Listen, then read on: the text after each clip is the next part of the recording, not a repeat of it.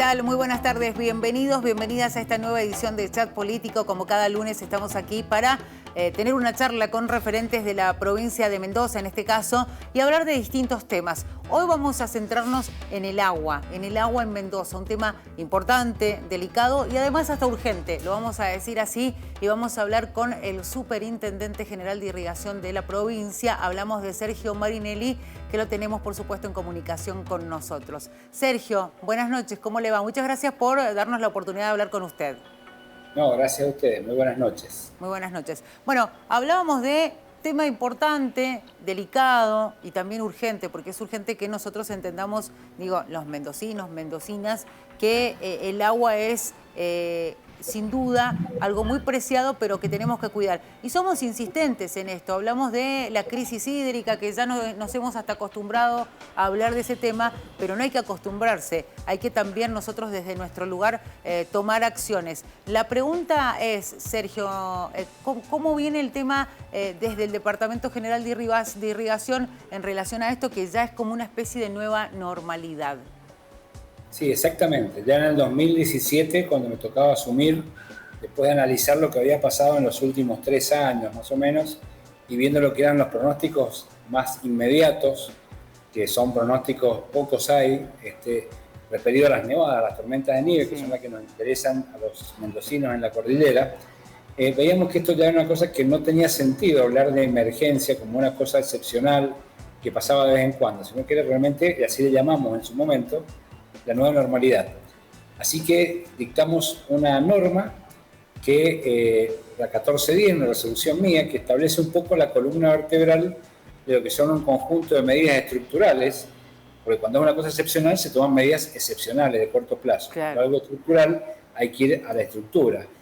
Y esto, lo más difícil para ir a cambios estructurales, es cambiar la mentalidad. Sí. Primero es hacerse cargo de que realmente tenemos menos agua disponible y que por lo tanto, para poder seguir haciendo lo que hacemos y crecer, hay que ser más eficientes en todo lo que tiene que ver con los distintos usos del agua. Bueno, esa resolución apuntaba a eso. Después de 4 años venimos realizando gestiones en cada una de esas estipulaciones que hacíamos allí, como una especie de plan de sequía, que intentamos que fuera ley, pero desgraciadamente no se trató en la legislatura, y bueno, y que hoy lo estamos ya bastante avanzado en su implementación.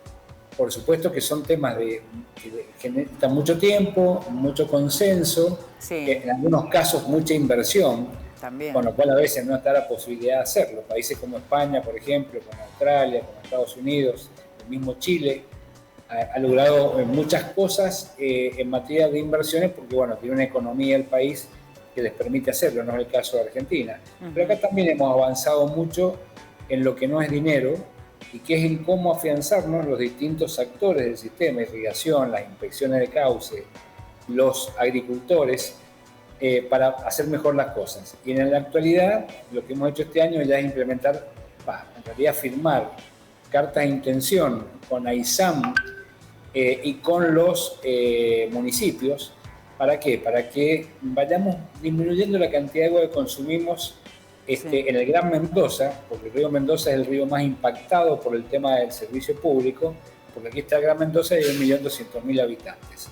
Para que usted se dé una idea, la media del río Mendoza, o sea, la totalidad de los años que tenemos registro, dividida por la cantidad de años, nos da una oferta de 1.390 hectómetros cúbicos. Esa es la cantidad de agua disponible para todo el año. Este año, según el pronóstico, vamos a tener 830 hectómetros cúbicos. Mucho menos. O sea que vamos a estar un año seco, que es más o menos un 42%. ¿Por qué? Porque le tenemos que restar a los 830, 150 hectómetros cúbicos, que es lo que se lleva el servicio de agua potable. Fíjese, de los 830, 250 se van a agua potable y 580 nos quedan para utilizar en el sector agrícola e industrial. O sea que estamos prácticamente gastando 1/3 del agua en lo que es la parte de bebida. Y allí aparecen 2 componentes. Uno es la rotura de las instalaciones de agua y de cloaca por falta de inversión. En los últimos 6 años se ha invertido bastante, mucha plata comparada con la inversión histórica, pero faltan muchos años más por delante. Y el otro componente es el consumo excesivo, sobre todo en verano, que es donde más impacta, porque es cuando más falta hace el agua para los cultivos, no hace en invierno, que ya la cuestión en la corte, inclusive no hay ningún tipo de inconveniente. Así que bueno, en todos los ríos en general estamos en una sequía severa. Sí. En el caso del río Mendoza, si lo tomamos en Potrerillos, es una sequía moderada, pero cuando le sacamos el agua potable, en la cantidad que necesita, ya es una sequía extrema. Así que bueno, hemos implementado, este año hemos logrado por suerte ir mejorando nuestra gestión en cómo se gasta la plata. Hemos logrado que las inversiones de cada 100 pesos que nos ingresan en irrigación, 41 pesos van a inversiones, a obras y a proyectos especiales. Hemos logrado trabajar en capacitación con las inspecciones de cauce, con los tomeros, cosa que hay que seguir haciendo, con los propios agricultores en convenios con distintas instituciones como el INTA, la COVIAR, Ecovita, y tratando de hacer con ello experiencias de cuando riegan se mide, se le dejan algunas recomendaciones de cómo regar mejor, y con estos organismos lo que hacemos luego con algunos es verificar si tomaron en cuenta las recomendaciones, en estos casos si las recomendaciones le hicieron que sea más efectivo el riego en su finca, y en otros casos, bueno, es una docencia mediante tomando esa parcela de un agricultor como parcela piloto, invitando a los vecinos y que esa experiencia también se transmita a los vecinos.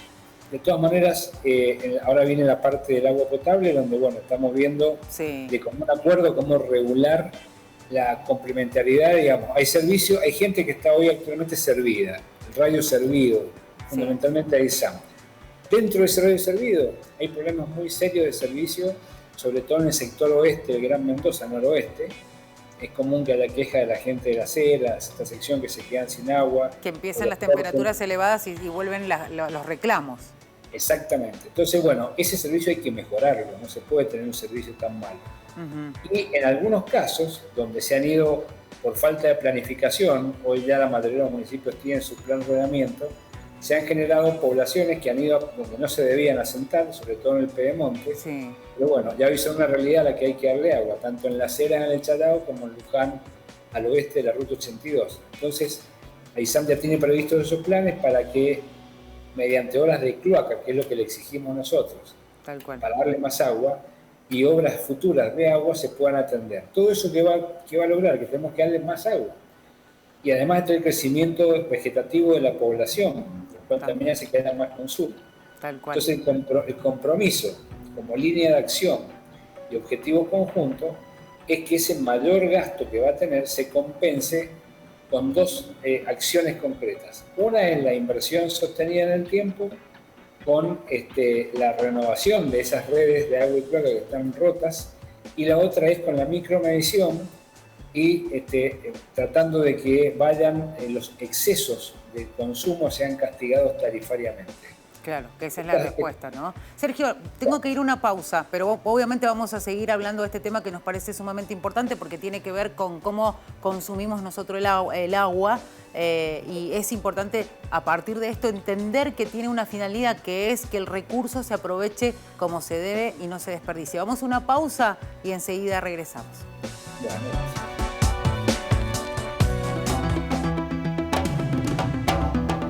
Bueno, estamos en un nuevo bloque de Chat Político. Estamos en el 30 de la TDA 22 de Supercanal HD y seguimos hablando del agua aquí en la provincia de Mendoza con el superintendente del Departamento General de Irrigación, Sergio Marinelli, con quien ya hablábamos en el primer bloque de temas importantes y habíamos dejado en pausa esto que decía usted, que es necesario saber lo que consumimos, medir lo que consumimos en, digamos, la red domiciliaria, para entender que hay que tener también un compromiso, ¿no?, en relación a este recurso. Sergio.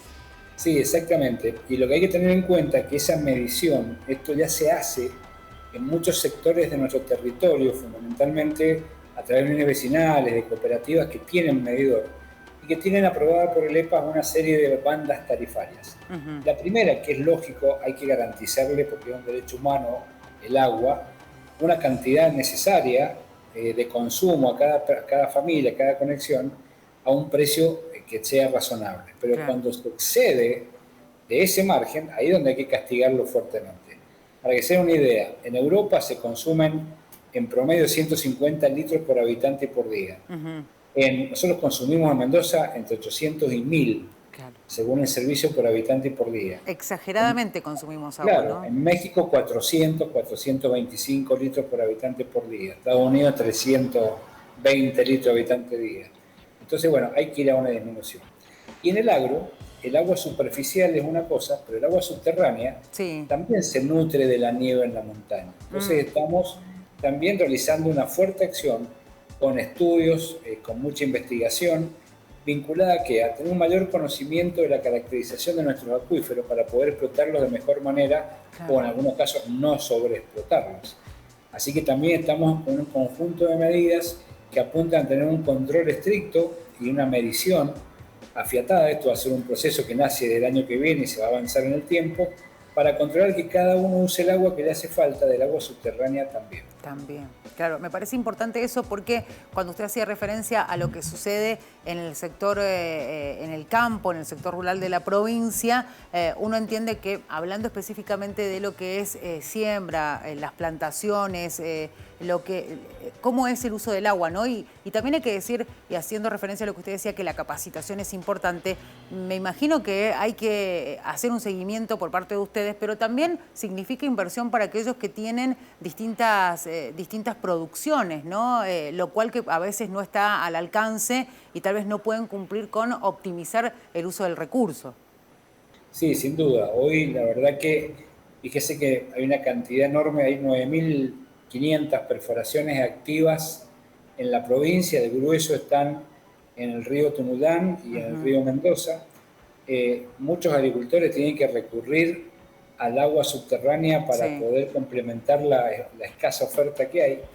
Pero en la capacitación tiene mucho que ver, primero, la conciencia de que todos podemos mejorar lo que hacemos. Esto es un sistema, somos todos parte. Si me pongo el ejemplo de un motor, por más que sea un excelente motor, que funcione todo bien, si no hay batería, el motor no arranca.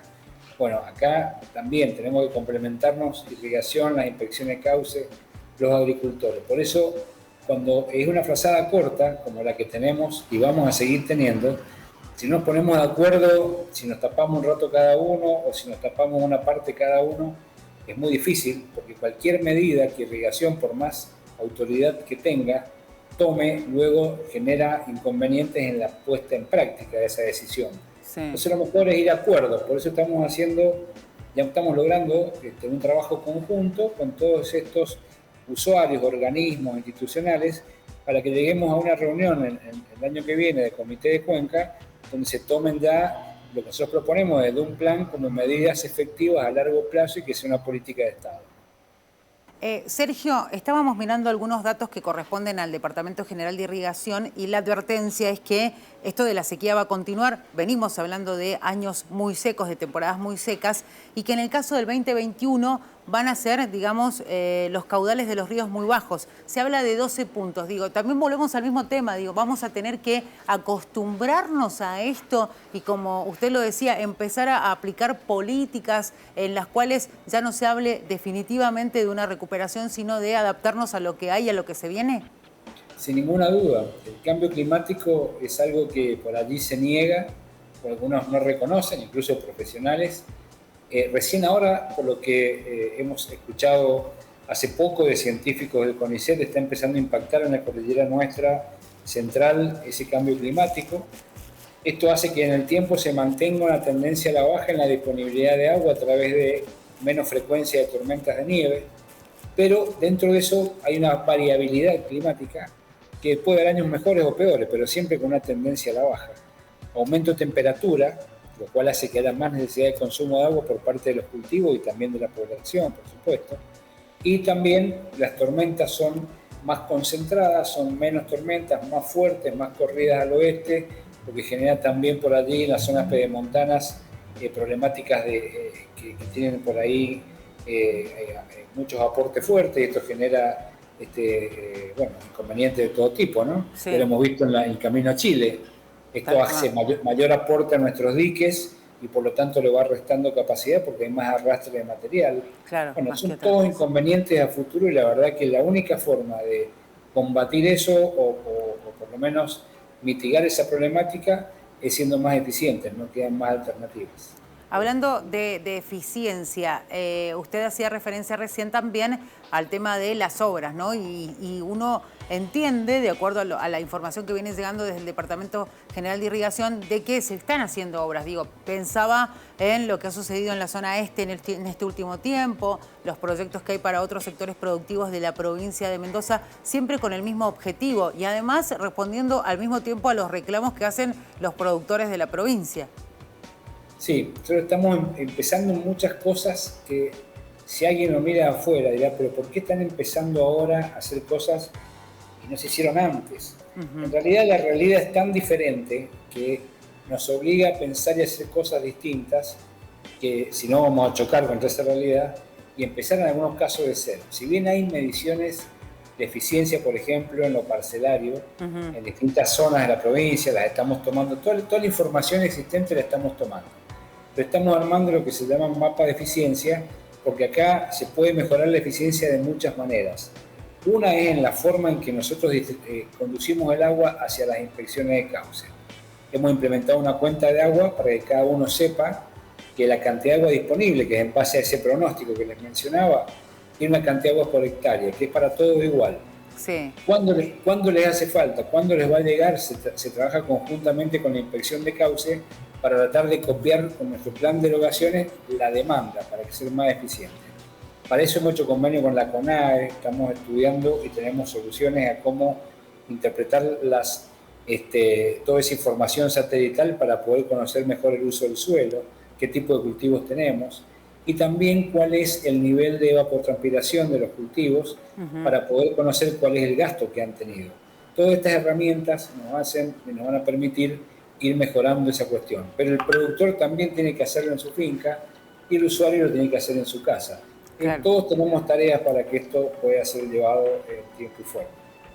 La otra pregunta que surge, y esto tiene que ver un poco con el panorama que se va dando a nivel nacional, por un lado hay un reclamo que está vinculado con, por ejemplo, la ley de humedales, y hay otras realidades, ¿no? Este año la noticia era que el bajo caudal, que era todo un récord histórico del río Paraná, digo, hay una situación que es real, que se está viviendo en distintas partes del mundo, y nosotros obviamente no somos ajenos a esa realidad, y cómo se puede aportar, digo, desde esos lugares. Hoy por hoy el reclamo es la ley de humedales para la protección. ¿Qué necesidades tiene en ese sentido la provincia de Mendoza? Bien, tendría que hacer una ley nacional que imponga por igual, la verdad que creo que es transgredir un poco las atribuciones que tienen las provincias. Y imagínense las realidades tan diferentes de la Patagonia árida, de la Patagonia boscosa, de lo que es Cuyo, lo que es el NOA, lo que es el NEA. Sí. Entonces, y pongamos un ejemplo concreto. En el caso de Mendoza, se secaron las lagunas de Guanacache. Se habló mucho tiempo de que hay que hacer reservorios para recolectar agua de lluvia. Si lo pensamos para el oasis, es una barbaridad. Lo que hacemos cuando llueve no regamos, entonces guardamos el agua que ya tenemos en los embalses. Sí. Pero sí en el desierto, por ejemplo, la Fundación Humedales, que conduce Versosa, quien está en el Observatorio del Agua, sí. Ellos sí construyen reservorios y hay que apoyarlos, porque ahí sí se puede utilizar el agua de lluvia y utilizarla de forma directa cuando pasa algo. Entonces cada lugar tiene como esa distintas recetas. O sea, como una realidad de acuerdo al lugar, digamos, del que hablamos. Exactamente. Por ejemplo, no es lo mismo donde tenemos un oasis prolongado en un 70% de lo que es el recorrido del río, aguas abajo, a un oasis que a lo mejor tiene todo el desarrollo en la parte norte, en la parte oeste del río. Claro. O sea, cada cuenca es una realidad diferente. Perdón, que no le contesté de las obras. Este año hicimos muchas obras, pero hay dos tipos de obras. Las obras grandes, financiadas con créditos internacionales, como la que hicimos con el Cacico de Mallén, fue la última. Ahora hay 2 o 3 esperando la decisión política de Buenos Aires, está todo listo. Falta quizá que pasen las elecciones para que lo puedan pasar esa plata, que son importantes obras grandes. Tenemos un banco de proyectos con obras de estas para mejorar la eficiencia en toda la provincia, en todas las cuencas, y las obras menores que son con fondos propios. De esas obras todos los años, ahora por ejemplo ya estamos cerrando las planillas que sugieran los inspectores de cauce para las obras del año que viene. Este plan de eficiencia nos va a permitir mejorar, saber dónde es más, como hay poca plata y son muchas necesidades, con esa información uno hace una inversión más inteligente, donde más falta hace. Así que bueno, también en eso nos estamos equipando, hemos comprado maquinaria hace poco, ahora vamos a inaugurar el 19 el laboratorio propio aquí en irrigación, que funciona bien en las instalaciones de la UTN de Mendoza, pero vamos a un viejo anhelo que es volverlo a traer. Ya estamos construyendo unas instalaciones excelentes aquí abajo, lo hemos casi triplicado la superficie y mejorado en todas sus posibilidades de ir mucho más allá de lo que hace habitualmente irrigación para tener un mejor control de la calidad del agua. Y hemos dado este año con la creación, que en realidad es la fusión de dos anteriores direcciones en una sola, pero es la Dirección de Gestión Ambiental del Agua. Y esto que habla de los humedales, tratamos permanentemente de que el sistema funcione. Le pongo un ejemplo. Se hizo una obra que inauguramos el anteaño pasado en el Valle de Uco, que es la obra Pampa Villegas. Esa obra tomó el agua, la impermeabilizó a un reservorio y baja por una tubería y va todo a riego presurizado. Entonces se dejó de infiltrar el agua en el terreno. Claro. Como estamos previsto en el proyecto, lo que estamos haciendo ahora con el ahorro de agua, porque se gasta menos agua, menos energía, lo inyectamos artificialmente al acuífero en un reservorio especial que hay. O sea que siempre tenemos en cuenta, más allá de la tecnificación, más allá de la mejora de eficiencia, tenemos en cuenta el aspecto ambiental. Sin duda. Sergio, vamos a ir a una nueva pausa y enseguida ya venimos con el último bloque.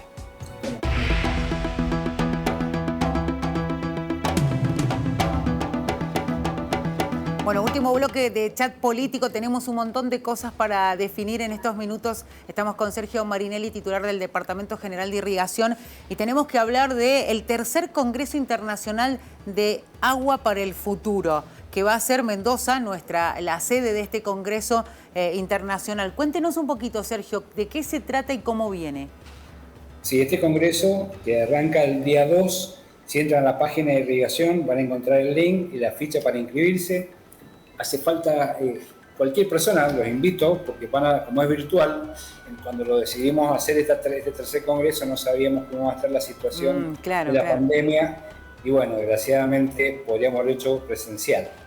Esto abarca, para que se dé una idea y simplificarlo, desde que donde se forman las tormentas en el Pacífico, para que luego podamos tener nieve en la cordillera, y cómo se usa el agua en todos sus aspectos, hasta que desaparece en los confines. Bueno, el Congreso trata todas esas temáticas. Están los temas paleoambientales, con gente que nos va a explicar qué pasa en los pronósticos a largo plazo, cambio climático. Después vamos a tener una parte de gestión del agua, otra parte del aspecto ambiental del agua, el agua y la mujer. Hemos incorporado un programa Agua y Mujer que está cada vez más fortalecido, con mucha gente participando. El tema ambiental con un desarrollo muy importante, y el tema obras, el tema infraestructura, también apuntándolo a la gestión del agua. Depende cómo uno gestione o qué pretenda gestionar, es la infraestructura que necesita. Y también los aspectos legales, por supuesto, que son muy importantes, y experiencias comparadas de gente que viene a contarnos de España, de Australia, de Inglaterra, Reino Unido, Países Bajos, de Chile, en fin, de algunos otros países latinoamericanos.